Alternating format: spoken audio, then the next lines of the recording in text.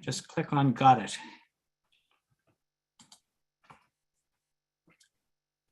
Okay. So I just want to start with segments of some quotes from the Secretary General of the United Nations, Guterres, that I saw a couple of days ago. Just an amazing talk he gave. A few quotes. "We are on a fast track to climate disaster. Some government and business leaders are saying one thing, but doing another. Simply put, they are lying. And the results will be catastrophic. The truly dangerous radicals are the countries that are increasing the production of fossil fuels. Investing in new fossil fuel infrastructure is moral and economic madness." Now, of course, a lot of countries plus our own are doing exactly that. But this analysis of the climate situation is pretty much standard in the many groups in the United States working to prevent climate catastrophe. But there is another issue that is equally as important that gets much less attention. And that is the rapidly developing militarism in our country and around the world. These two issues are often presented as distinct from each other. In fact, militarism and climate change go hand in hand. And so tonight's program, we're very lucky to have Gary Butterfield to explain these connections and to talk about strategies for bringing these two major issues that are now separate in many people's minds together, and how that can enhance both the climate movement and the peace movement. Gary Butterfield is past president of the San Diego chapter of Veterans for Peace. And currently he's on the steering committee of the Climate Crisis and Militarism Project. So this is a project that Veterans for Peace has set up, an ongoing project. Gary was drafted into the US Army during the Vietnam War, and then declared as a conscientious objector and opposed the war while in the military. He is also a member of San Diego 350.org and is keenly interested in the effects of militarism on the climate crisis. So let's get started. Gary, welcome. Thanks for being with us tonight. Thank you, Paul and Brian, and thank you, Massachusetts Peace Action. I've admired your work from afar for quite a while, and I'm honored to be here tonight with you all. I want to get right to this, and as Paul said, I'm a member of Veterans for Peace. I'm also a member of our local 350.org in San Diego. But I'm also a parent and a grandparent. And as I look at the issues that are facing us today, I became convinced that we have to do a better job of leaving this planet to our heirs. And I found that in talking with my climate colleagues, they had varying degrees of knowledge about the military's actual contribution to the climate crisis, not how the military is going to respond to the climate crisis, but what they actually do to exacerbate it.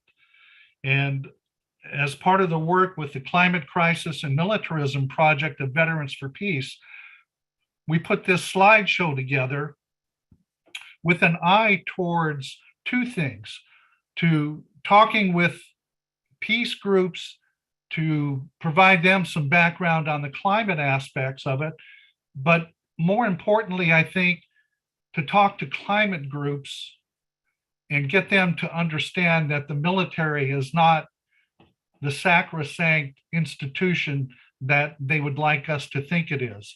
We're being asked to make sacrifices in our lives, and the least we can do is to hold our institutions accountable. And this was brought home when we put this slide together. And on the left, we see Greta Thunberg, and she is talking about the urgency of the climate crisis. She says, I want you to act as if the house is on fire, because it is. And every day it gets worse. And I contrast that with a slide from former President Dwight Eisenhower, who was Supreme Allied Commander in World War II. And he talks about the military-industrial complex and comments, every gun that is made, every warship launched, every rocket fired signifies in the final sense a theft from those who hunger and are not fed, those who are cold and are not clothed. This world in arms is not spending money alone, it's spending the sweat of its laborers, the genius of its scientists, the hopes of its children. So we at Veterans for Peace feel we're uniquely able to connect the dots between these two gigantic issues. And so I want to see if we can get out of our silo to help the climate people get out of their silos so we can amplify our voices. Let's talk about the military's cost to the environment and to our pocketbooks.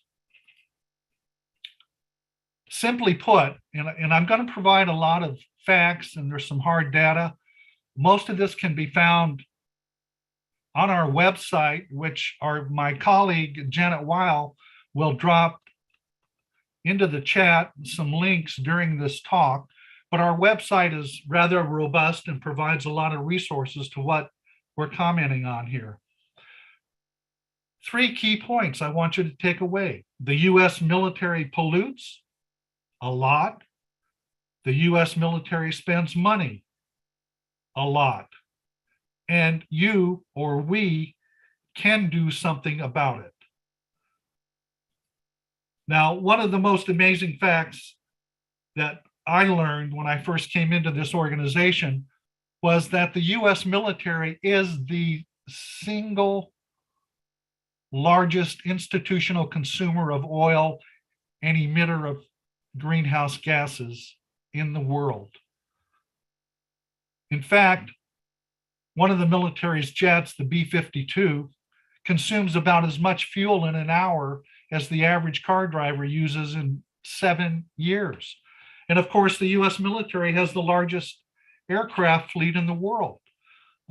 We have about 13,000. The rest of the world has maybe 15,000 in their military aircraft fleet. But we don't hear about that. And this can be traced back to one of the first international meetings to talk about climate damage, and that was in Kyoto. And out of that came the 1997 Kyoto Protocol. And at that meeting, the United States was successful in lobbying to exempt most military emissions from being counted against a country's number of greenhouse gases. And sadly enough, the US didn't even sign on to that Kyoto Protocol in 1997. So fast forward to 2015 Paris Accords, and the situation still did not make it mandatory for militaries to report their emissions. It's voluntary, and very few militaries and countries do this. And a lot of this information is drawn from the National Priorities Project at the Institute for Policy Studies in Brown University. And I urge you to take a look at their website as well. If the US military were a country, and it does produce about 59 million metric tons of greenhouse gas emissions annually, that's actually more than many mid-sized countries. There are about 190 countries in the world, and the US military, this is just on the fuel estimates that they use, would rank as the number 47th highest emitter of greenhouse gases in the world. And there are estimates that the other emissions from the military, the other greenhouse gases that can be attributed to other aspects of militarization would actually double what these amounts are estimated at. And, you know, we see it. I'm from San Diego, and annually, this kind of is where I started my interest in tying these two issues together. The Blue Angels routinely would come to San Diego, which is a big military town, and give their show. And apart from its recruiting aspects and the fact that it glorifies war and such, each hour that they fly, they use about 9,100 gallons of jet fuel per hour. And that's the equivalent of the CO2 that's produced by a car being driven over 150,000 miles. So 3 years ago, when we protested this air show, we were actually able to get our local Sunrise Movement and 350.org members out on the streets protesting with us. So this is actually a great opportunity for the intersection of militarism and climate change at the local level. But part of the problem of the US is that we have approximately 750 bases in over 80 countries where we have troops or military contractors throughout the world. Now, these bases range in size from very small lily pads that typically just provide prepositioned weaponry and supplies to huge complexes, including housing, hospitals, and their own power plants. And apart from the bases, there's a huge fleet of vehicles that totals nearly 200,000. They typically get 4 to 6 miles per gallon. And the US is even militarizing outer space now with the addition of the United States Space Force. And that also carries a heavy carbon load. Now, the effects of war and preparation for war are polluting and long lasting. On the left, we see a picture from the most recent conflict in the war in the Ukraine. And on the right, we see a burn pit, which has been associated with lawsuits from civilians and veterans alike from the last couple of wars that the US has been in. But even 50 years after the Vietnam War, children there are still maimed by unexploded ordnance or born with severe birth defects from the transgenerational impact of Agent Orange. We see depleted uranium used in tank armor and some bullets. It's depleted of some of its radioactivity, but still retains all the toxicity of natural uranium. We also hear about PFAS, per and polyfluoroalkyl substances. They're a group of man-made chemicals known as forever chemicals, widely used in consumer goods, ranging from Teflon-coated pans to waterproofed boots, makeup, dental floss. But it's a key ingredient in firefighting foam that's used on military and other air bases to put out fires caused from jet fuel. And we're seeing a lot of discussion about the cancerous effects and the reproductive damage that comes from PFAS. Any war is climate destruction. Preparation for war is the same. And I'd also like to add that once a war is over or negotiated peace comes around, the rebuilding and reconstruction activities that take place also exact a huge carbon load on the environment.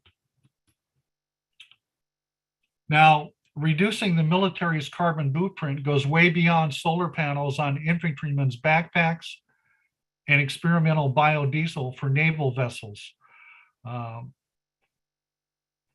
There have been some steps and some movement to reduce the military's blueprint. However, what we see is even the Army's plan, which was published in February of this year, sets some ambitious goals, but they don't plan to be at net zero until 2050. We have to remember what the purpose of the military is, and in their own words, it is to fight and win conflicts and not to spend money on true climate mitigation. And as far as the current situation in Ukraine is concerned, once there is a negotiated settlement, which, barring any nuclear attacks, there probably will be down the road, this will have merely magnified the negative effects of all of the preparation for war, all of the bombing, all of the damage, plus the reconstruction that's going to occur from the vast destruction that has happened during this war. And Veterans for Peace, incidentally, is calling for an immediate ceasefire that accommodates the security needs of Ukraine, Russia, and Europe, reduction by all countries in military spending, and redirection of funds to address the climate crisis. And we see here John Kerry, who is the special envoy for climate, saying, almost I think is a laughable understatement, says limiting global heating to 1.5 degrees centigrade could be made harder by the conflict. Well, yes, it will be.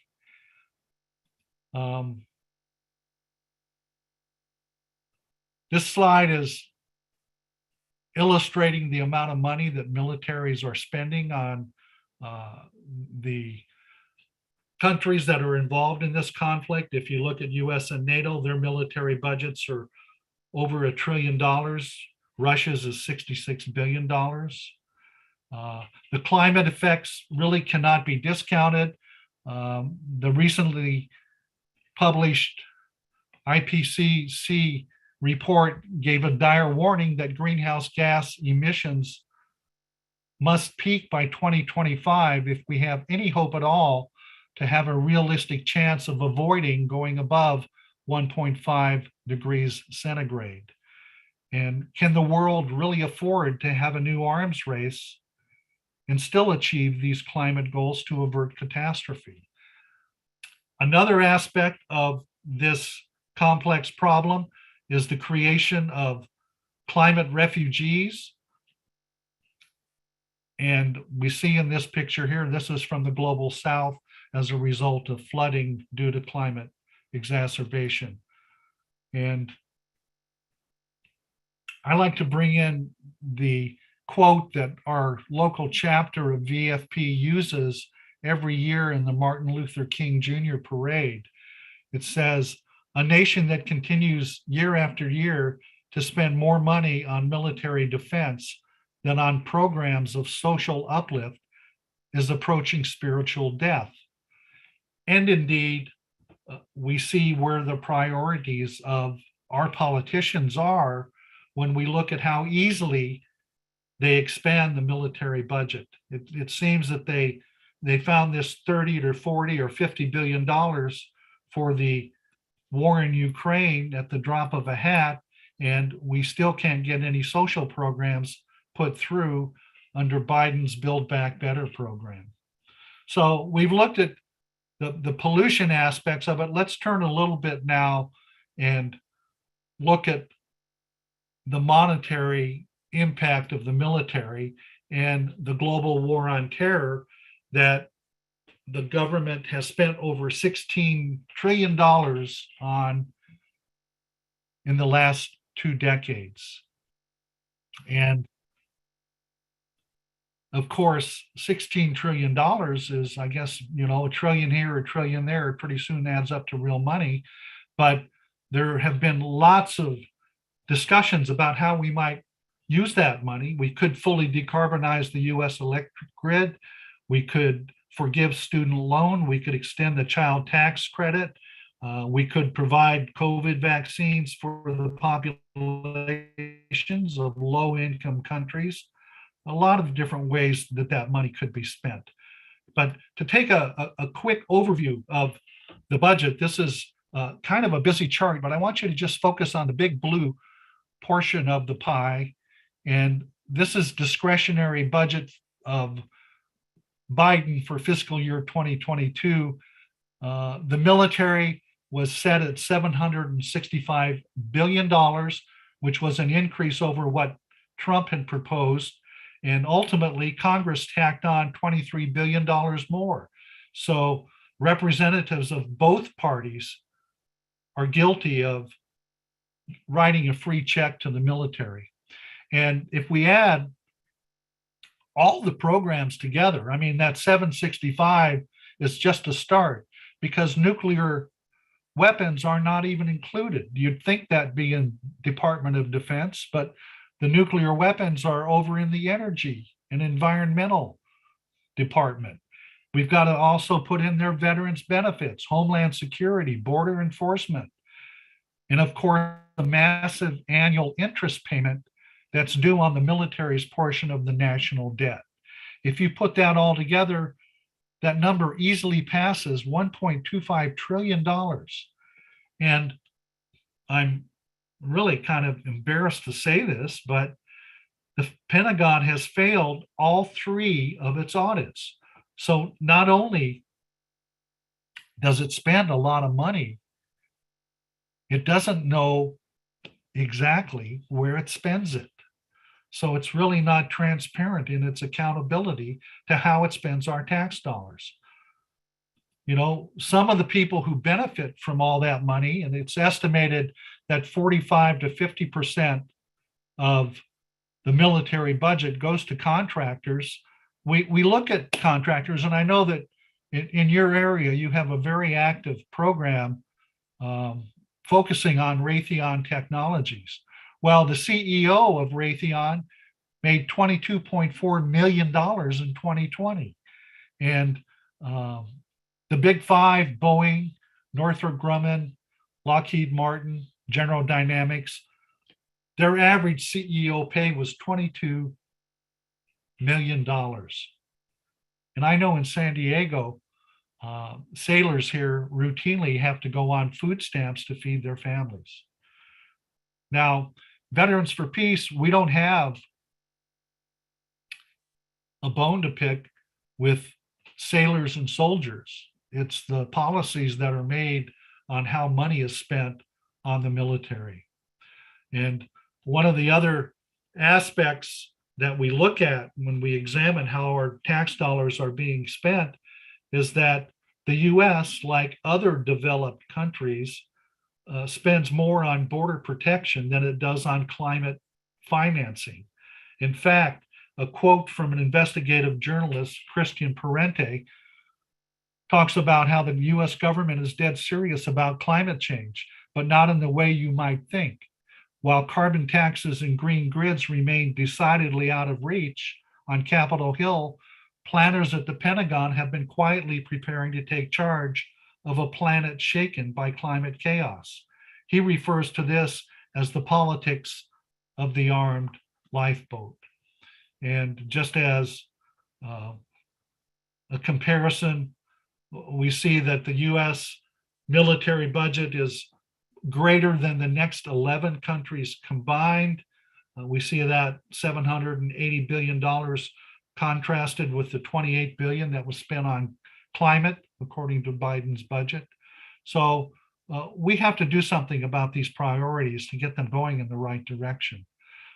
There are other groups that call for reduction and redirection of that spending for some type of just transition. The Poor People's Campaign, for example, and I understand many of you may be going to that march in the upcoming month. The War Industry Resistors Network is also focusing on this type of spending as well. So what have we been doing, this climate crisis and militarism project? Well, we have had an audience with Carrie's staff that we thought we would be able to present some information to. However, there's been no follow-up from their part. I would like to say we've done about 60 of these presentations, and we would ask you, can you find a place to help us, whether it be a climate group, a church group, a labor group, a political group? You tell us where, and we'll share this information.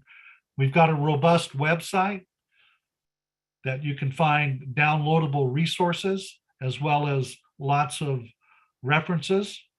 And we've been successful in getting Representative Barbara Lee to introduce into Congress a House resolution to demand accountability and transparency on reporting of military emissions, with an eye towards keeping the temperature rise within the limits that were established by the Paris Accords, meaning no greater than 1.5 degrees centigrade.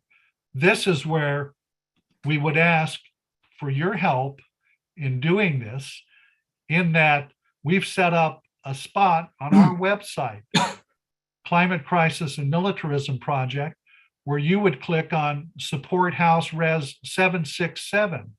And as a matter of fact, I think that we will put that into the chat and give you a moment right now to access that.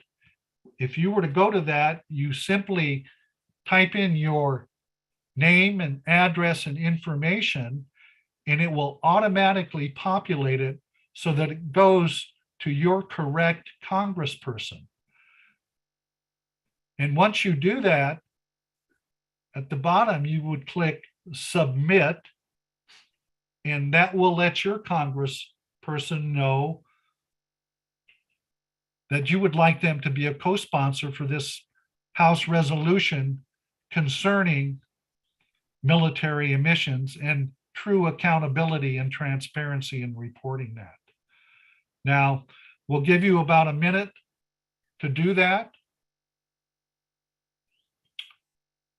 Yeah, so if everyone could look for the link that Gary just put in the chat, click on it, it will open up that page that he just showed you. You just fill out the form. And once you've done that, click the button at the bottom, and we'll send it to your congressional representative and to your 2 senators. So it'll just take about a little less than a minute to do that, if you don't mind.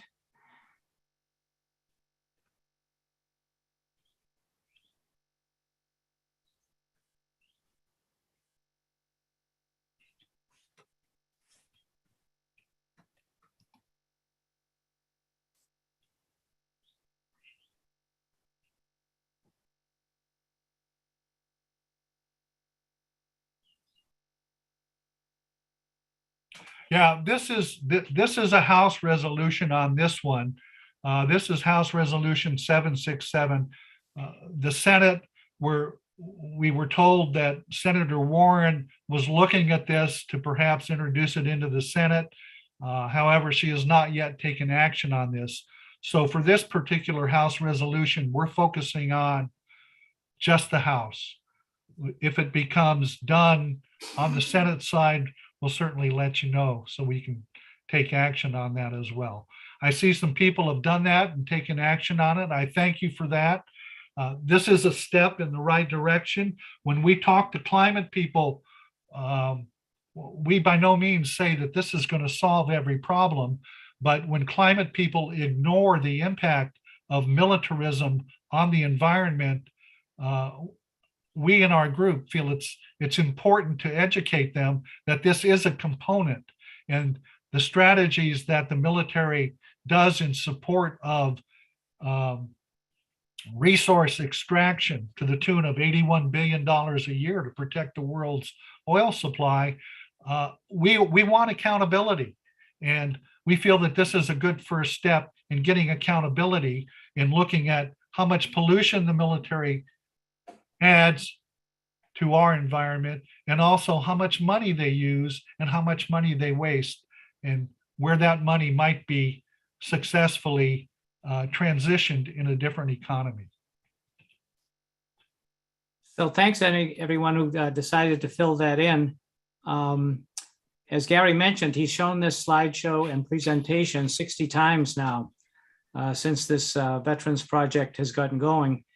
And he would really like your help to set up showings and presentations, large or small, 4 or 5 people, 500 people, whatever, with any climate groups or social change groups or environmental groups, social justice groups that you are connected to, and to ask those groups whether they would be interested in a presentation and, as we'll get into, a discussion of these important issues. Gary, how can people contact you if they can set up a? They can do 2 things. Oh. They can actually email me, and I'll put my email in the chat. It's garyvfp@gmail.com. Or you could go to our website, and we also have a convenient form on the website where you could tell us of the group's interest. Now, if you are interested, we do have a couple of sample letters that we have written that describe what this presentation is and why it might be important for a particular group, whether it be a climate group, a church group, a political group. We really do not expect you all to do heavy lifting. We want you to identify opportunities for us. We have about 6 trained speakers, and in fact, we're doing 2 more tomorrow, and it's a Dorothy Day Catholic group, and it's a climate sustainability group. So this is truly a grassroots effort, but it's 2 important issues, and we want to amplify our voices. We want our elected representatives to know that we care about this stuff, and we need to let them know. And it's not just the lobbyists that they need to listen to. Thank you for the opportunity. Great. And next week, actually, Gary is doing a showing to one of the main committees of 350 Mass. So that's the type of thing we'd like to get set up. But for now, why don't we move into questions and answers? If you are interested, if you have a quick point to make, or preferably a question for Gary, if you could go down to the reactions menu at the bottom of your screen and raise your hand, and hopefully I will see those raised hands and call on you, and Brian will then unmute you so that you can ask your question.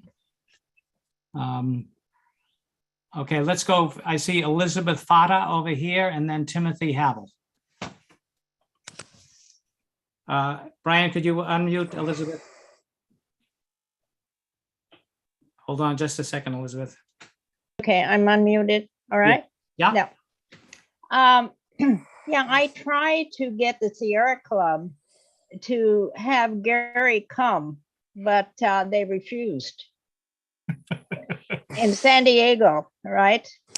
Now I could try again. They said, it's not their position to be on this, but I wondered if you give me a suggestion on how I could try again. Thank you, Elizabeth.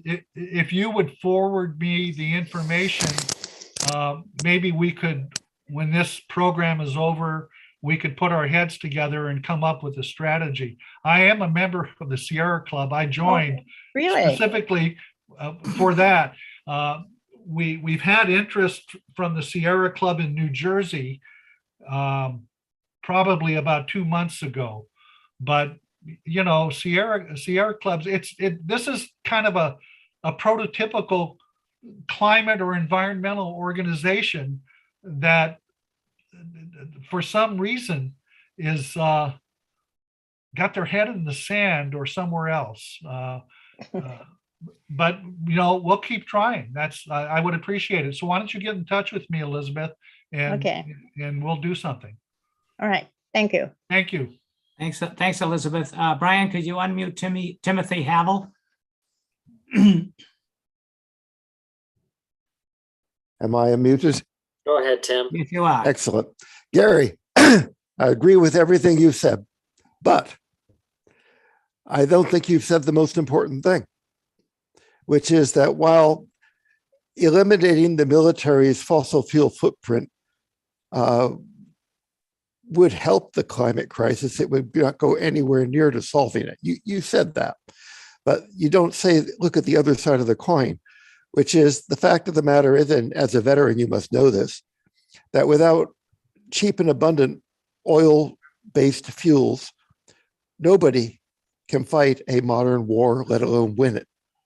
And nothing else comes close to the power to weight ratios needed to power jet fighters, Apache attack helicopters, or Abrams tanks. Nothing. And furthermore, there's batteries and hydrogen are too heavy. Bio and syn fuels are too expensive. And if we ever did develop in that scale, we'd all starve. There's literally nothing else out there. If the world's economy ever ditches fossil fuels, the military, every military, is out of business, period. Wouldn't that be great? Would it be great? But the fact of the matter is that the military knows this. They know it very well. They know it better than anyone else. You don't seem to know it, however, or at least you don't emphasize it.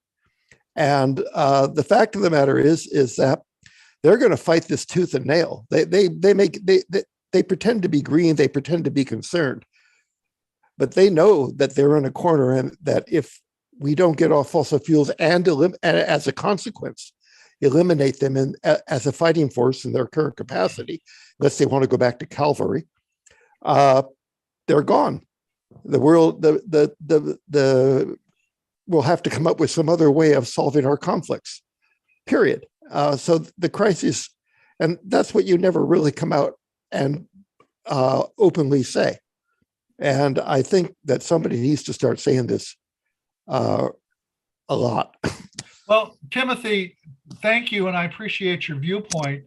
And I understand that this is a meeting of mass peace action, which I respect and is great. And like I said at the start of this conversation, we want to look at climate activists to broaden the knowledge base and get more people talking about and involved in these related issues. And we have found when we deliver this talk that if we do come across with such a strident anti-military message, many people, for whatever reason, are not inclined to stay and listen to the rest of the message. So I agree with you, but we feel that this is a good approach to broaden the base of people who are active and who want to do something about these two issues. Okay, thanks. Thanks, everybody, on that. Teresa El-Amin. Brian, if you could unmute Teresa. Yeah, I think Okay. I did. I lived in Boston in the 90s, and for the life of me, I cannot understand how otherwise good people have failed to look at the work through a racial justice lens. It makes it very hard for people who are trying to engage communities of color when you do all white events. I noticed that Hank Johnson, who is a member of the Congressional Black Caucus out of Atlanta, is also a signer. My congressman is Sanford Bishop Jr., and he's with us, I know, but his district includes Fort Benning, Winsett School of Americas. And he and I are very close. I have his cell phone number, and I'll try to talk to him about this, but he's having a really hard race this year. So right now, all of these folks are running like I've never seen them run. And many of them are in danger. I don't think he is, but to come to an event where there are two white men talking, and it's just hard to think that after all this time, and I'm a member of the Women's International League for Peace and Freedom, and I would have thought that you could have gotten someone in the Boston branch or something to participate, because Will understands this issue, and not to include women and people of color. Shame on you. Shame on you. You've got to do better so that people will be attracted to being a part of this. I saw the message, and I really appreciate Massachusetts Peace Action puts on some great events. In a few minutes, George Martin with Wisconsin Peace Action will be speaking at an event. And so I'll probably go to that at 8 o'clock because it's 7 p.m. Central Time. But I really do urge you. I lived in Boston, and I know so many Black activists in Boston. Were they invited, they would come. So please try to include people of color and look at this through a racial justice lens, because we have a big stake in this militarism and climate change problem. Over.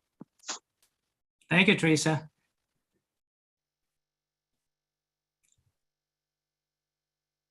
We'll just mention, criticism well taken. Teresa, Massachusetts Peace Action and Veterans for Peace are working very, very hard to turn out to people to June 18th, which will be the type of gathering that I think you're talking about.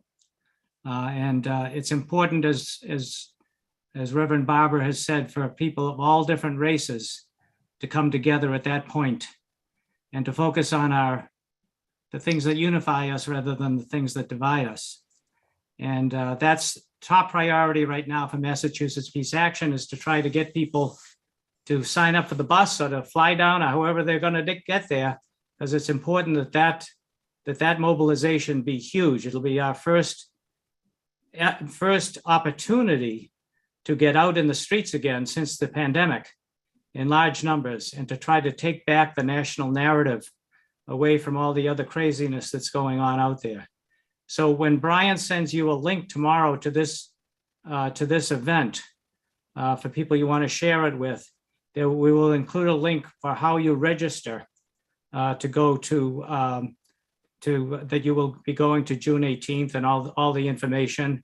And next week, Mass Peace Action will do a webinar on that June 18th march and on the Poor People's Campaign. So keep an eye out for that.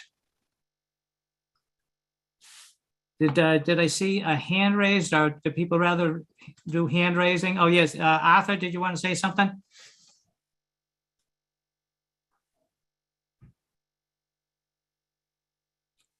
Oh, I'm sorry, Brian. It's Arthur Hebert.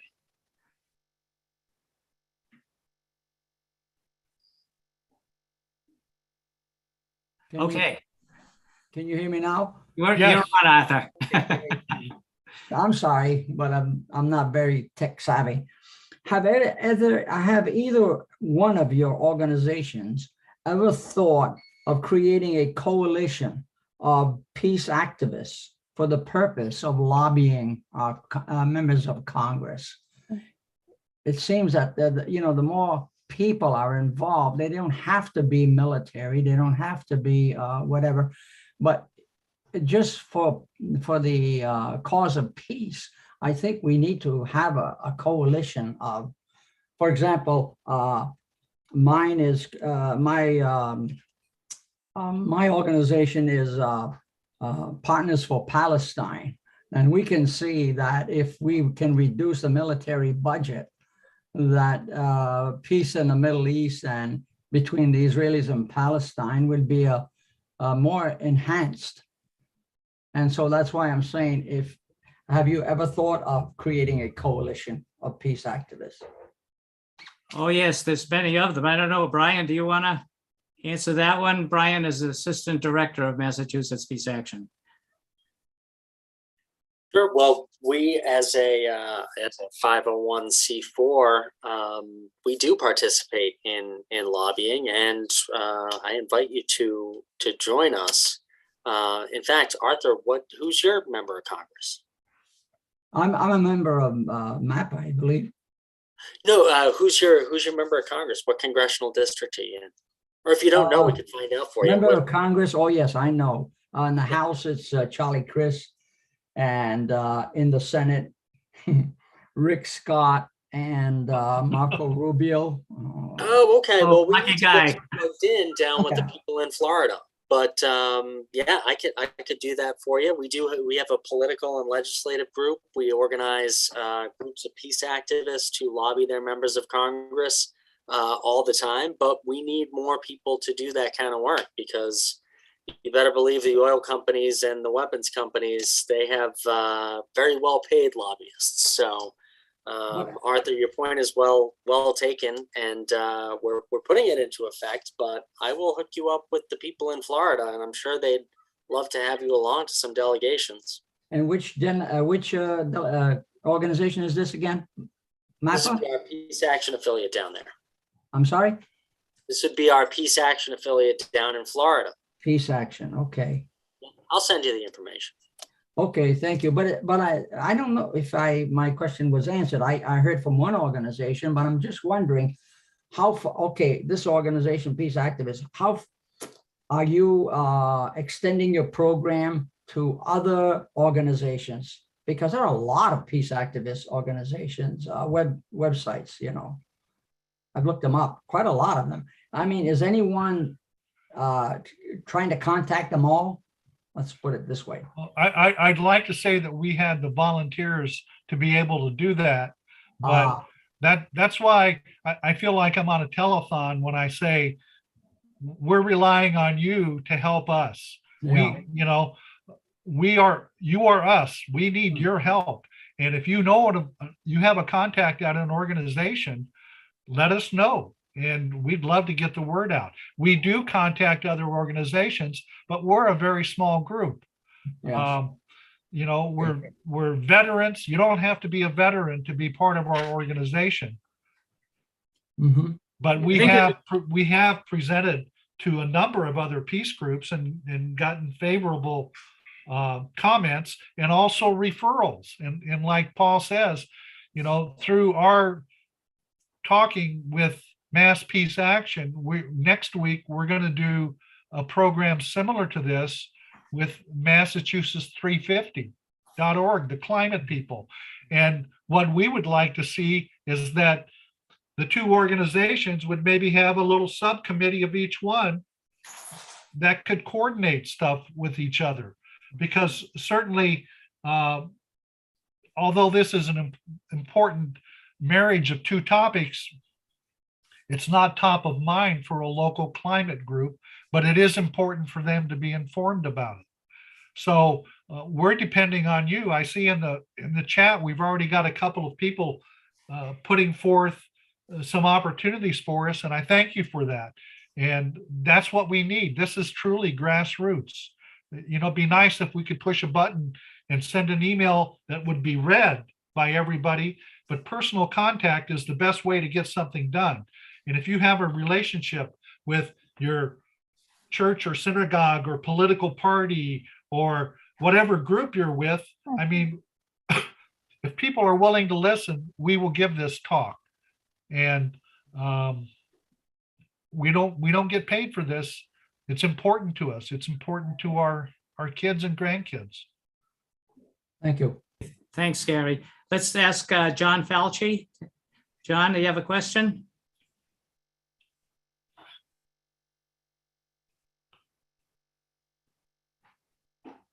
You're Can you muted. hear me now? There you go. All set, John.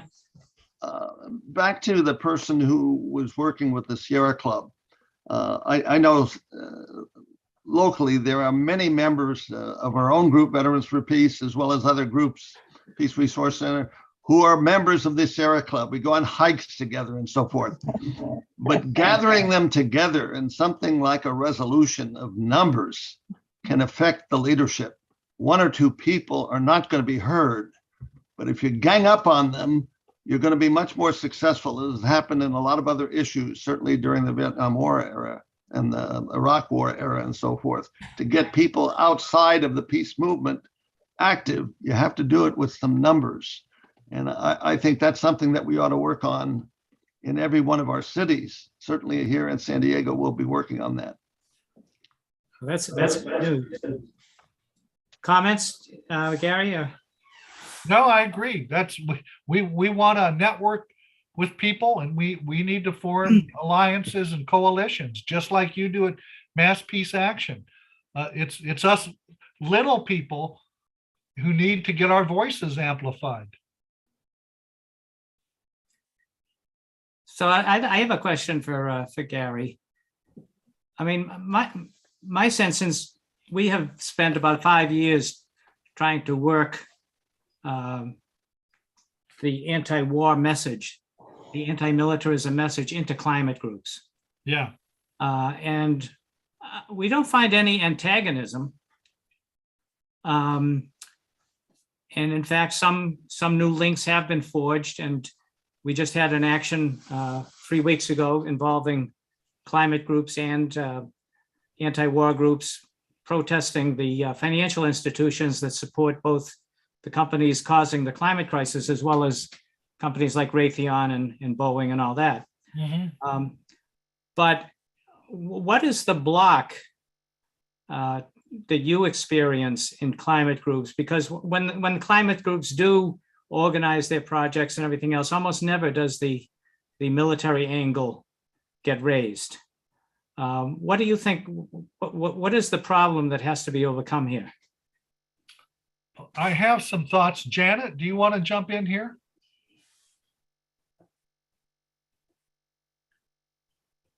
You're muted. Can you? I'm sorry, Brian. Can you? Yeah, good.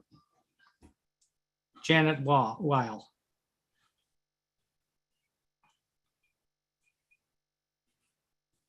Janet, hold on. Brian is just trying to find you. Oh, There. right. There you go. Okay. There you go. All right. Third time's the charm. I am a military family member, and I'm also an associate, so non-military member of Veterans for Peace.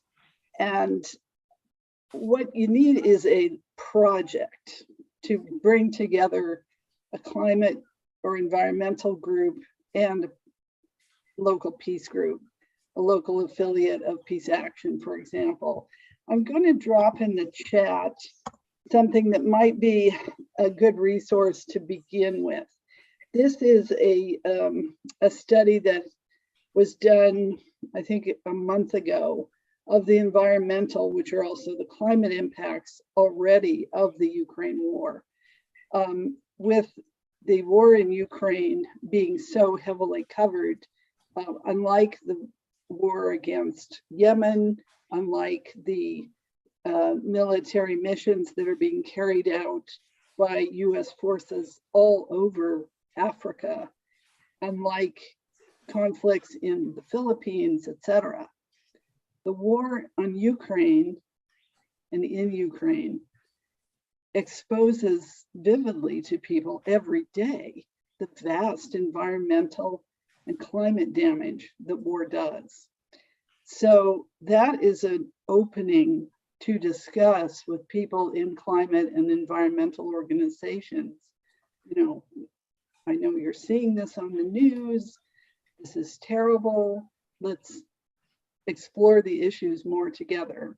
One thing that I did with my local folks in Sunrise Movement, I live in the Portland metro area, Portland, Oregon. We had a Zoom meeting with a staffer for our local congressperson and got that local congressperson to endorse HRES 767. So that was a sort of little bonding thing, and I'm following up, you know, with those people from time to time, or you could have a local project that you work on. So there are many hesitations and reasons why people in environmental and climate groups have dodged, evaded, not wanted to talk about militarism and wars. And what you need to do is start exploring those as you work on a fairly low stress, low stakes project together. Gary, that might be a great idea to drop that slide in Which slide? of Ukraine. The environmental impact of the Ukraine war that Janet just put up on the, Oh, you put it in the chat. Yeah, it's not a slide, it's a report. But we do have the slide in our slideshow about the war in Ukraine as well. I'd like to also add to Janet's suggestions about local involvement. We're looking this year at Veterans for Peace, particularly within our group, to come up with something that would be applicable to local groups when the military air shows come to town. And I think that is a high visibility opportunity to focus on something that is gratuitously entertaining while polluting the air. And it could be a teaching opportunity to get some traction with local climate groups. So that's one of the things that we're looking at to expand on this year as we move out of COVID. Great.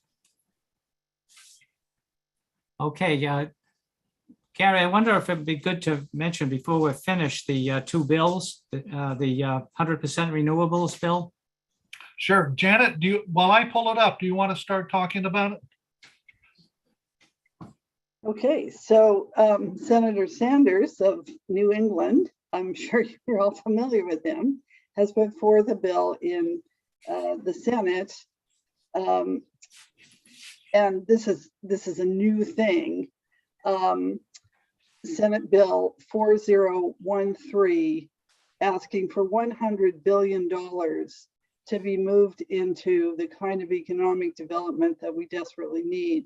I will drop links to these two bills, the Senate bill and the companion bill in the House in a moment. And Cori Bush of Missouri is the lead sponsor on HR 7439. So these are bills that would take the Defense Production Act as a tool to fund 7 areas of economic development for renewable energy and associated projects. Obviously, there are many, many jobs that would be created. And this would be a real investment in what our country needs rather than a waste, which is what military spending is. It is simply pouring out money and material on destruction. So again, I will drop those links in the chat. You can look at them. And then it's important to get Senators Warren and Markey to sign on, and your several members in the House of Representatives to support the companion bill in the House. I think Warren and Markey are already on board on this. Oh, great. Yeah. Yeah. So we need to get the rest of those Democrats in the House in line here. Gary, could you put up that slide once more with all the phone numbers? Would Sure. ask people, obviously, you're not going to call them tonight, but if you have time this week, tomorrow would be nice, to just call your representative. There are the phone numbers. Just write down if you're interested in helping. just write down the phone number of your rep so that you can call them tomorrow. And Janet, are you able to post those? The phone numbers? Yes, I will post those, but also I want to remind everybody too that this number is in my cell phone. That's the overall congressional switchboard number that works for everybody. Oh, great. But yes, I will also drop that in the chat. So just give me a sec here.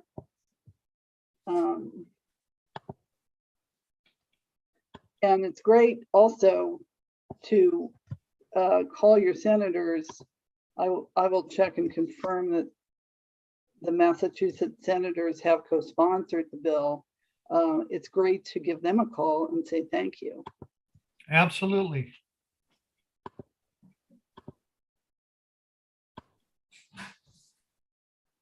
Okay, so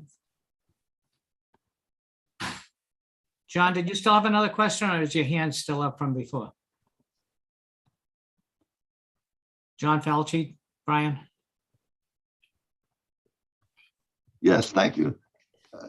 Going back to the question just preceded this, the question was raised, why are they not more involved with this? And there are not enough people like Gary that go to both groups simultaneously with messages to bring them together. Back in the 80s, when we tried to do that, they refused to get together. Today, they're amenable to this, and more of us should keep trying, because when the woman was talking, the Black woman, about Fort Benning, Georgia, being in the district of this congressman, and it was difficult for him to speak out against the military because of that and get elected. This is certainly true in San Diego, one of the largest military bases in the world. There's so many people that have retired military here that have a loyalty to the military. So speaking out in such a way that endangers our relationship with the military is going to be very difficult for many congressmen and local leaders. We have to persist and learn how to talk to them to bring them together. This project that you have before us today is marvelous in that respect. We need much more of it. Thank you, John. I think you've put the challenge to all of us to figure this out, because it's absolutely critical. If the peace movement is going to be able to accomplish any of its objectives, it will not do that as long as we're on fossil fuels. And as long as these fossil fuel companies are some of the top military contractors, just making huge amounts of money off these wars. So just from our point of view of a peace movement, we're not going to make it, which is pretty clear, unless the climate folks and we can find out a way to go together. Gary, did you have any last comments you wanted to make? I do. One of the last things that we do is we have some bumper stickers that are available through our website, but we also have a trifold brochure that addresses many of the issues that I talked about today, and also looks at the climate justice aspect a little more than what we touched on. And these are very useful for starting conversations with your climate counterparts. And we are going to have people at the march next month in Washington, D.C., and they will be passing out a lot of these trifold brochures to get people engaged and educated about the interrelationship of these two very important issues. And this again is on our website, our informational brochure and our bumper stickers. Thank you. Thank you, Gary, and thanks, Janet, so much for joining us. I'll just say there is one place that we keep mentioning that does bring climate and war together, and that is the Poor People's March on June 18th. They have a very strong push to address climate change, and they have a very, very strong plank against U.S. militarism and not just the use of resources, but also what that does to our country and to the world. So if if we want a nice concrete place, a nice specific example of where these two things come together, along with all the other issues that our friends have mentioned tonight, racial justice, the whole living wage stuff, you name it, all those movements come together on June 18th. So it's a chance for us to be all in the same event for once, instead of in our own silos. So tomorrow, like I said, we'll put in the chat, in the email that Brian is going to send you all, a link to the registration page for that June 18th rally. Let's hope it'll be huge. So thanks to everyone for coming tonight. Janet, thank you so much for joining us. It's great to see you. Great to meet you. Gary, thanks a million. Let's hope that Gary gets a chance to spread the message, that Janet and Gary get the chance to spread the message far and wide over the upcoming months. And thanks to everyone to joined us tonight. Thanks for Brian for running the show. Good night. Good night. Thank you all. Keep up the good work.